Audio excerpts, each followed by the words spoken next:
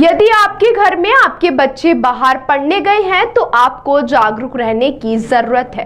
Cyber ठगों ने ऐसे लोगों को चिन्हित करना शुरू किया है जिनके बच्चे बाहर पढ़ने जाते हैं।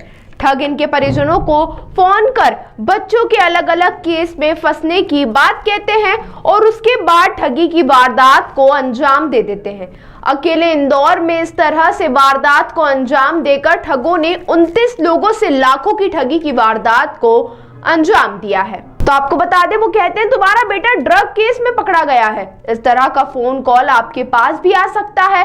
ये साइबर ठगों की वारदात करने का नया तरीका है। साइबर ठगों ने उन लोगों को चिन्हित करना शुरू किया है जिनके बच्चे बाहर पढ़ने जाते हैं। ठग ऐसे लोगों को बच्चों के नाम से डरा कर रुपयों की मांग कर रहे हैं। इंदौर क्राइम ब्रांच के पास पहुंची शिकायतों में 29 ऐसे लोगों की शिकायतें हैं जिनके बच्चों के केस में फंसने का डर दिखाकर ठगी की गई है। सबसे पहले आपको बताते हैं कि अब वारदात को कैसे अंजाम दिया जाता है। साइबर ठग इंटरनेट मीडिया से जानकारी निकालते हैं। आरोपी पुलिस अफसर बनकर परिजनों से बात करते हैं।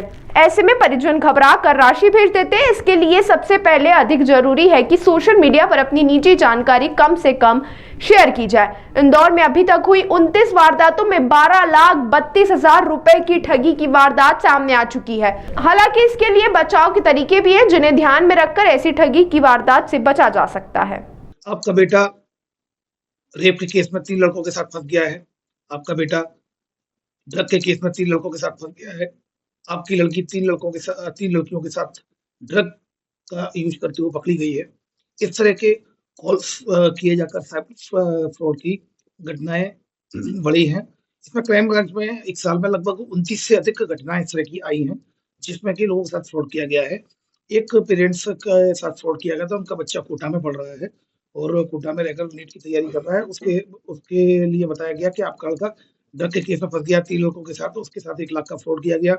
फिर एक की लड़की मुंबई में स्टडी कर रही है, तो उसको ये बताया गया कि वो ड्रग का यूज कर रही है, ड्रग के साथ 3 लड़कियों के साथ पकड़ी गई है, तो उसके साथ 90,000 का फ्रॉड कर लिया। एक फरियादी का आईटी जो लड़का है वो आईटी कंपनी में था बेंगलोर में, और वहां पर उसने बोला कि आपका लड़का रेप केस में फंस गया है, तो उसके साथ भी लगभग 1.25 लाख की ठगी कर ली गई है और पैसे मांगे गए।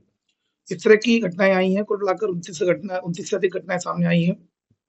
इसमें क्राइम ब्रांच के द्वारा लगातार एडवाइजरी जारी की गई है। इसमें लगभग 13 लाख के करीब इसमें साइबर फ्रॉड हुआ है, जिसमें लगभग 3.5 लाख रुपए रिकवर करने में भी क्राइम ब्रांच ने सफलता प्राप्त की है।